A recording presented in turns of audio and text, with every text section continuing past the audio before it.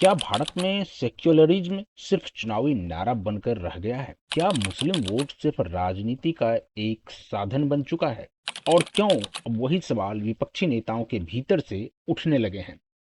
दरअसल असदुद्दीन ओवैसी ने कांग्रेस पर बड़ा हमला बोलते हुए कहा कि सेक्युलरिज्म के नाम पर मुसलमानों को सिर्फ भ्रमित किया जाता है। ओवैसी का आरोप है कि चुनाव के समय मुसलमानों से वोट तो लिया जाता है, लेकिन उनकी शिक्षा, रोजगार और राजनीतिक भागीदारी जैसे मुद्दे हमेशा पीछे छोड़ दिए जाते हैं।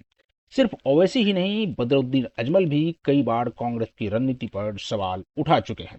अजमल का कहना है कि कांग्रेस खुद को सेक्युलर तो बताती है, लेकिन जमीन पर मुसलमानों की हालात बदलने के लिए उनका कोई ठोस काम दिखाई नहीं देता है। इतना ही नहीं, बदरुद्दीन अजमल ने तो कांग्रेस को मुस्लिम लीग तक बता दिया है। सुनिए असदुद्दीन ओवैसी और बदरुद्दीन अजमल ने क्या कहा है।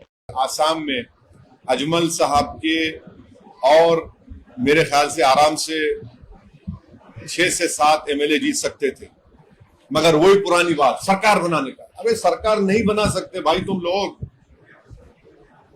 तुम मासूम मुसलमानों को धोखा दे रहे हो, सिर्फ वोट हासिल कर रहे हो। नुकसान किसको होगा आसाम में? अब 50,000 तो निकाल दिए, बेघर हो गए। अगर एआईयूडीएफ के ज्यादा एमएलए जीतते, आपकी ताकत दिखती थी ना वहां पर। देखिए, मरने के बाद मेरी खबर पे आके फूल चढ़ाना मेरे से मोहब्बत नहीं है, मुझे बचाना मेरी मोहब्बत की निशानी है। मेरे मरने के बाद खबर पे आके फूल चढ़ा रहे हो, बड़ा हमदर्द नहीं भाई, मुझे जिंदा रखो आप। और जिंदा रहने के लिए आपको अपने पॉलिटिकल रिप्रेजेंटेटिव और वॉइस की जरूरत है, आपकी लीडरशिप की जरूरत है, जो आपकी होनी चाहिए। आप सिर्फ वोट डालने वाले बन गए। नहीं नहीं, अरे कितने बार हराएंगे? पंडित नेहरू के जमाने से लेके अब तक मुसलमान सिर्फ फिरका परस्ती के खिलाफ ही वोट दे रहा है ना। ये कम्युनिटी को आपने क्या डेवलपमेंट किया, बताओ मेरे को। आप लोगों को मालूम कि बंगाल में पंडित नेहरू जब प्राइम मिनिस्टर थे, 1962 दिसंबर में श्रीनगर में हजरत बल में रसूलुल्लाह सल्लल्लाहु अलैहि वसल्लम का बाल मुबारक चोरी हो गया। पूरे मुल्क में राइट्स हुआ। 63 जनवरी में 8 लाख मौजूदा बंगाल के मुसलमानों को उस वक्त ईस्ट पाकिस्तान में ढकेल दिया गया।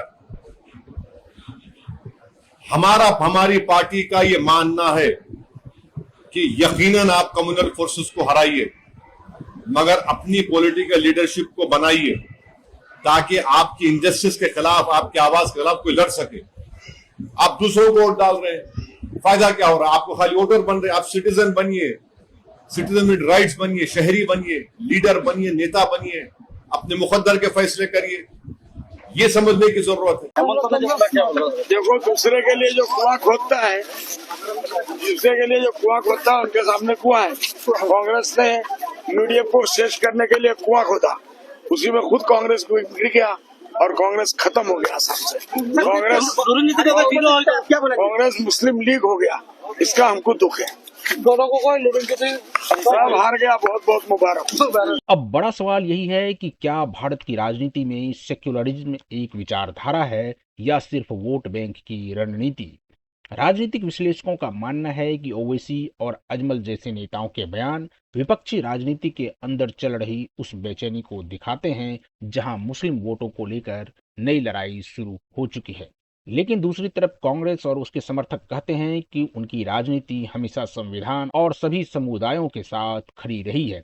अब फैसला जनता को करना है, क्या सेक्युलर राजनीति सच में बराबरी की राजनीति है या सिर्फ चुनावी समीकरण?